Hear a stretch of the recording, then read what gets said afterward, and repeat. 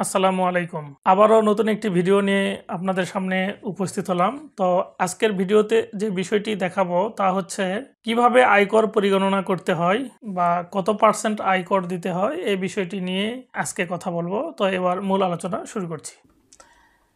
এই যে একটি চার্ট এখানে দেওয়া আছে, এখানে বলা হচ্ছে যে প্রথমত ৩,৫০,০০০ টাকা পর্যন্ত মোট আয়ের উপরে শূন্য, অর্থাৎ কারো যদি কর সীমা অতিক্রম করে, সাধারণত স্বাভাবিক ব্যক্তিদের ক্ষেত্রে তার আয় বা করযোগ্য আয় যদি ৩,৫০,০০০ টাকার অধিক হয়, তাহলে ৩,৫০,০০০ টাকা পর্যন্ত তার যে কর হার আসবে শূন্য বা জিরো, আর পরবর্তী ১,০০,০০০ টাকা পর্যন্ত মোট আয়ের উপর 5%, তার পরবর্তী ৪,০০,০০০ টাকা পর্যন্ত মোট আয়ের উপরে 10%, এবং ৪,০০,০০০ থেকে তার পরবর্তী ৫,০০,০০০ টাকা পর্যন্ত মোট আয়ের উপরে 15%, এবং ৫,০০,০০০ টাকার পরবর্তী ৫,০০,০০০ টাকা পর্যন্ত মোট আয়ের উপরে 20%, এবং অবশিষ্ট মোট আয়ের উপরে 25%, অর্থাৎ সর্বোচ্চ যে কর হার এটি হচ্ছে 25%, আর সর্বনিম্ন হচ্ছে 5%, আর এর মাঝে আরও 3টি ক্যাটাগরি আছে। এই মিলে সব 5টি স্ল্যাবে ভাগ করা হয়েছে। এইভাবে কর হারটা নির্ধারণ হয়ে থাকে।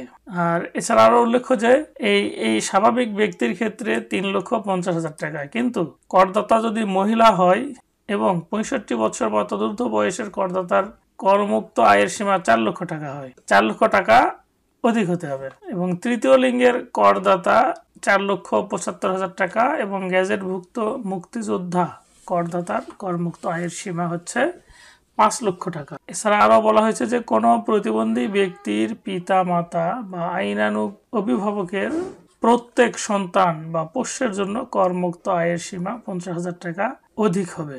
প্রতিবন্ধী ব্যক্তির পিতা ও মাতা উভয়েই করদাতা হইলে যে কোনো একজন এই সুবিধা ভোগ করবেন।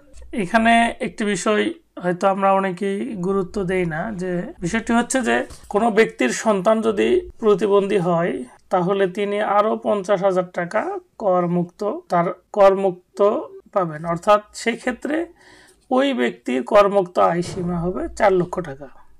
আর যদি একাধিক সন্তান এরকম প্রতিবন্ধী হয়, তাহলে সেক্ষেত্রে আরও ৫০,০০০ টাকা তার করমুক্ত আয় সীমা হবে, অর্থাৎ সেক্ষেত্রে হবে ৪,৫০,০০০ টাকা।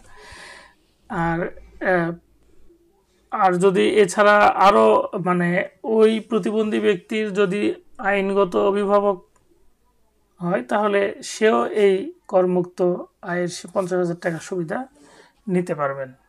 তো আশা করি আপনারা বুঝতে পেরেছেন। ধন্যবাদ সকলকে আমার ভিডিওটি দেখার জন্য। আমার ভিডিওটি যদি বিন্দু পরিমাণ আপনার উপকারে আসে, তাহলে আমার এই শ্রম সার্থক হবে বলে আমি মনে করি। আর আপনি যদি আমার ভিডিওটি ফেসবুক পেজে দেখেন, তাহলে অবশ্যই পেজটিকে ফলো এবং লাইক করবেন। আর ভিডিওটি যদি আপনি ইউটিউব চ্যানেলে দেখেন, তাহলে অবশ্যই চ্যানেলটিকে সাবস্ক্রাইব করবেন। তো ধন্যবাদ সকলকে আমার ভিডিওটি দেখার জন্য। পরবর্তীতে অন্য কোনো ভিডিওতে কথা হবে। সকলেই ভালো থাকবেন। আল্লাহ হাফেজ। আসসালামু আলাইকুম ওয়া রাহমাতুল্লাহ।